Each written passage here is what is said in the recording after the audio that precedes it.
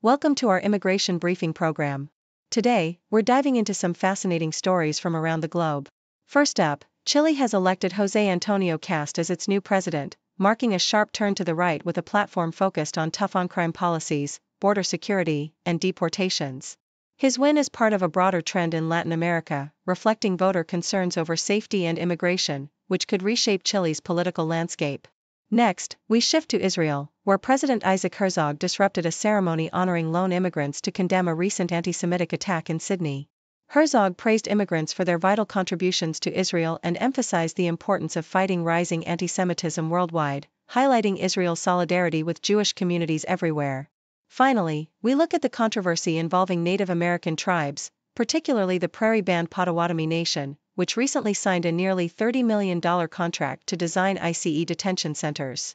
Critics argue this conflicts with tribal values and historical trauma, sparking a heated debate about the role of tribes in federal immigration enforcement. Please continue to watch for more detailed coverage of these stories. The CNN article vividly depicts Chile's political landscape shifting sharply to the right as José Antonio Kast triumphs in the presidential election, capitalizing on public fears over rising crime and migration. Kast's hardline stance, including plans to build border walls, deploy the military in high-crime zones, and deport illegal migrants, resonates with voters weary of increasing violence and immigration issues. His victory, emblematic of a broader regional trend, signifies a significant departure from the country's post-dictatorship political direction, with supporters expressing nostalgia for a safer, more orderly Chile. Despite his popularity among segments of the populace, Kast faces a divided Congress that may challenge the implementation of his radical proposals, especially those involving public spending cuts and immigration policies, as Chile navigates an uncertain path forward amidst economic optimism driven by its mineral resources. Yahoo US's report highlights President Isaac Herzog's dramatic interruption of a ceremony honoring lone immigrants to condemn the recent Hanukkah attack in Sydney, Australia, emphasizing the global rise of antisemitism. Herzog's impassioned speech underscores the deep emotional and symbolic connection Israel maintains with its diaspora and immigrant communities, comparing immigrants to the menorah, a powerful symbol of Jewish resilience and unity. The ceremony also honors the courageous individuals who leave their homelands to build new lives in Israel, often risking their safety and making significant sacrifices, including military service. Herzog's call for stronger action against antisemitism and his praise for the contributions of lone immigrants reflect Israel's ongoing efforts to support and integrate its diverse Jewish diaspora, reinforcing the nation's identity as a beacon of hope and resilience amid rising global hostility. The Associated Press details Myanmar's desperate plea to the international community for assistance in repatriating thousands of foreigners detained during a crackdown on scam centers near the Thai border. The military regime's aggressive operations, targeting notorious online scam hubs, have resulted in the detention of over 13,000 individuals from 47 countries, with Chinese nationals comprising the largest group.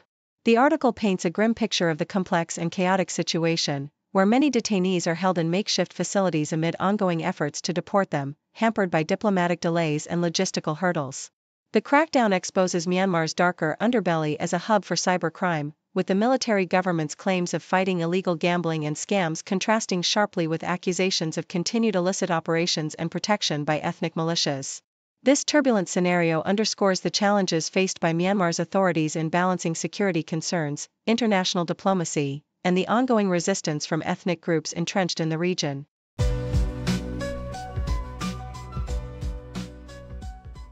The Associated Press paints a vivid picture of Europe's growing crisis of division and hostility, where anti-immigrant rhetoric has become a potent force across the continent.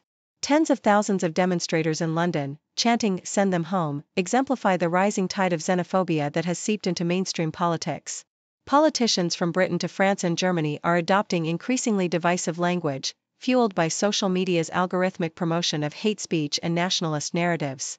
In the UK, figures like Reform UK threaten to strip long-term residents of their rights, while others openly complain about the racial makeup of their communities, with no repercussions. Such rhetoric has led to a surge in hate crimes, violent protests, and the normalization of racist discourse, echoing the sentiments of far-right parties that now often top opinion polls. Meanwhile, the influence of U.S. policies and figures like Donald Trump has emboldened these sentiments, creating a toxic environment where the boundaries between mainstream and extreme rhetoric blur, fostering an atmosphere of fear and suspicion. In Chile, the political landscape is also on the brink of a far-right shift, with the upcoming presidential election highlighting a stark contest between José Antonio Kast, a staunch nationalist advocating for mass deportations and expanded military powers, and Janet Jara, a center-left candidate attempting to maintain stability amid rising violence and insecurity. Kast's campaign, inspired by Trumpian populism, promises radical measures such as deporting hundreds of thousands of undocumented immigrants and expanding military authority to combat organized crime, all while dismissing concerns about human rights and social justice. The country's deep-rooted issues of crime, inequality, and migration have fueled voter frustration, with many seeking a strongman figure to restore order. Yet, the reality of implementing such drastic policies remains uncertain, as Kast faces resistance in Congress and worries about alienating moderate voters. The election's outcome could steer Chile toward a more authoritarian and divisive future, echoing global trends of populist resurgence and the erosion of democratic norms. Amid these political upheavals, Chile's indigenous Mapuche community faces a precarious future, as the election's far-right tilt threatens to deepen their long-standing marginalization. The Mapuches, who have resisted colonization and land dispossession for centuries, fear that a Kast victory will reignite repressive policies reminiscent of the Pinochet dictatorship. Their plight, once energized by social protests and promises of land rights under President Boric, now hangs in the balance as security crackdowns intensify and the government adopts a hardline stance on regional unrest. Leaders like Karen Rivas Catalan warn that increased incarceration and militarization will only worsen their suffering, with fears of a return to violence and state repression. The community's historical trauma and ongoing struggles for land and recognition are intertwined with Chile's broader political shifts, highlighting how the rise of far-right nationalism threatens to undo decades of progress for indigenous rights and social justice.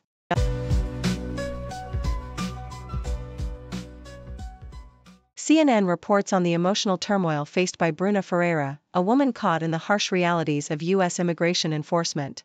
Originally from Brazil and protected under DACA, Ferreira was detained by ICE while driving her son to school, sparking outrage and heartbreak. Her story highlights the cruel and often arbitrary nature of immigration policies, with Ferreira describing her experience as heartbreaking and senseless, especially given her clean record and lack of criminal convictions. Her mother's plea for empathy and understanding underscores the human toll behind the headlines, as Ferreira remains separated from her son and faces ongoing legal battles, all while being labeled a criminal illegal alien by Homeland Security, a term that starkly contrasts her non-criminal status and the trauma inflicted upon her family. The Independent details the controversy surrounding the Prairie-Band Potawatomi tribe in Kansas, which found itself embroiled in a moral dilemma after its economic development arm secured a $29.9 million federal contract to design ICE detention facilities. This decision, made by the tribe's subsidiary, drew fierce criticism from within the Native community, with many viewing it as a betrayal of their history of forced removals and trauma inflicted by government detention. Tribal Chair Joseph Rupnick publicly expressed regret and announced plans to potentially exit the contract, acknowledging the dissonance between the tribe's values and the federal deal. This situation underscores the complex intersection of economic necessity and cultural integrity, as tribes navigate the lucrative but ethically fraught landscape of government contracts that often contradict their historical experiences and principles. CBC reports on the ongoing strike at Central West Specialized Developmental Services in Oakville, where workers demand better wages and working conditions amid the relocation of residents with intellectual disabilities. The union argues that moving residents from their familiar homes to the charity's headquarters during the strike is harmful, especially for vulnerable individuals who thrive on routine and familiarity. The CEO defends the decision as necessary to maintain essential services, but families like Jen Beddoes feel abandoned and frustrated by the lack of progress. The dispute has exposed the deep tensions between management, staff, and families, with calls for government intervention to facilitate a resolution. As negotiations stall, the emotional strain on residents and their loved ones underscores the urgent need for a fair agreement that respects both workers' rights and resident stability.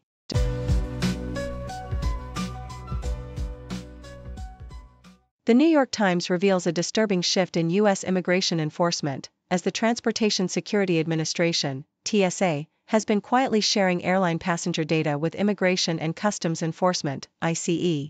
This covert practice allows ICE to cross-reference travelers against deportation databases, leading to the arrest of individuals at airports without public knowledge or consent. Civil liberties advocates warn that this blurs the lines between security and immigration policing, turning routine air travel into an unacknowledged tool for deportation. The revelation raises serious concerns about privacy, transparency, and the potential chilling effect on immigrant communities, especially during the busy holiday travel season when millions fly unaware that their data could be used for immigration enforcement. Meanwhile, The Independent reports a strategic shift by the U.S. Border Patrol, moving away from large-scale, indiscriminate raids to more targeted, individualized operations. Under the leadership of Gregory Bovino, the agency aims to focus on undocumented immigrants with serious criminal convictions, though statistics show that less than a third of those deported had such convictions. Despite this, the government continues to conduct large-scale raids across major cities like Chicago, Los Angeles, and Washington, D.C., which have faced fierce community opposition and protests. The change in tactics appears to be an attempt to improve public perception amid declining support for mass deportations, especially as President Trump's approval ratings on immigration issues have waned, illustrating the ongoing political and social tensions surrounding immigration enforcement. In a troubling development, Yahoo US reports that the Prairie Band Potawatomi Nation, a tribe with a history of forced removal and trauma, has become embroiled in controversy after signing a nearly $30 million federal contract to design immigrant detention centers. This decision has sparked outrage among Native Americans, who see it as a betrayal of their history and values, especially given their own history of displacement. The tribe claims to be seeking to exit the contract amid intense backlash, but the situation highlights the problematic relationships tribes are forming with federal agencies like ICE, driven by economic pressures amid declining federal funding. The contract raises critical questions about the ethics of tribal participation in detention infrastructure and the broader implications of Native American tribes becoming complicit in policies that echo their own histories of forced removal and incarceration.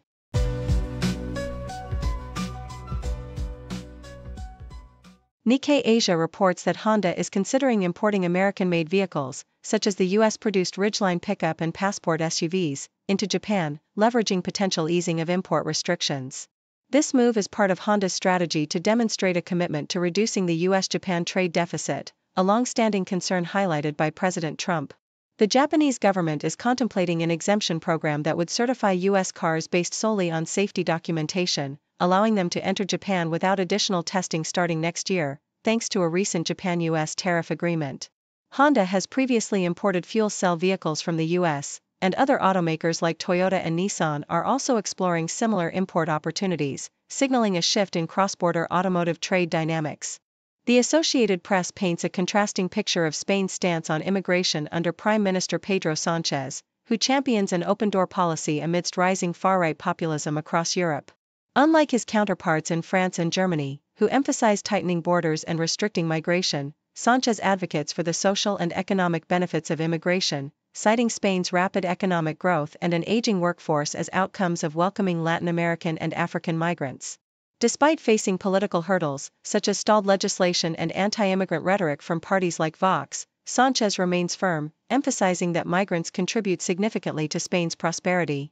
The government has also partnered with the EU and African nations to curb dangerous sea crossings, with recent measures reducing migrant arrivals but drawing criticism over the tragic deaths of migrants attempting to reach Spain. The Toronto Star shares the heartfelt stories of two brothers, Dwayne and Brent Williams, who have turned their love for Santa Claus into a meaningful profession. Dwayne, a retired high school teacher, and Brent, his younger brother, spend the holiday season bringing joy to children through their Santa appearances, whether at malls, private homes, or community events.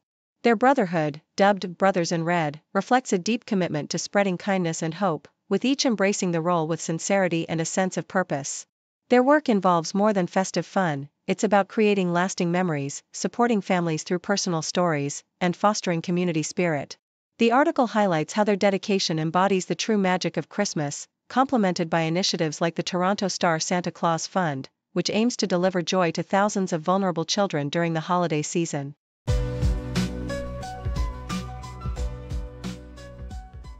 Thank you for tuning in. The content above showcases the latest briefing reports and analytical synopses, thoughtfully curated by the 6Do team.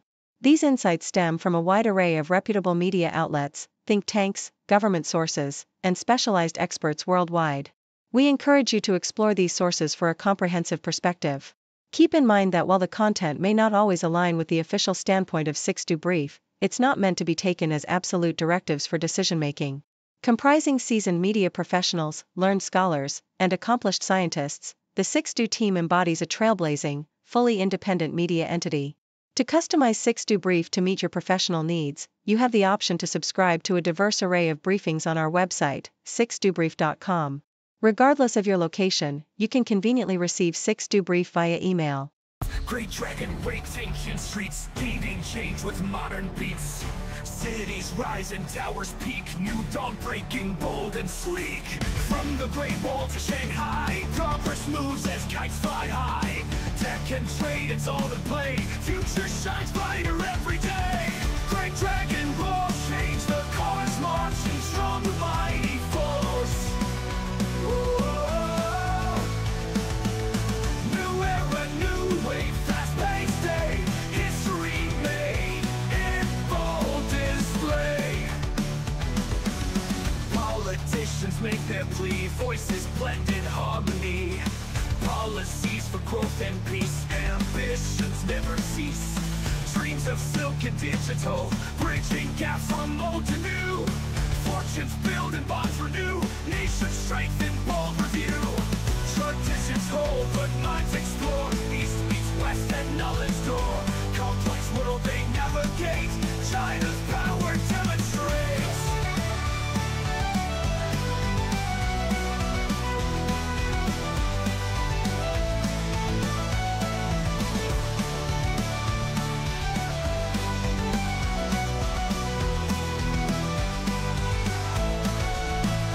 From the Great Wall to Shanghai, progress moves as kites fly high.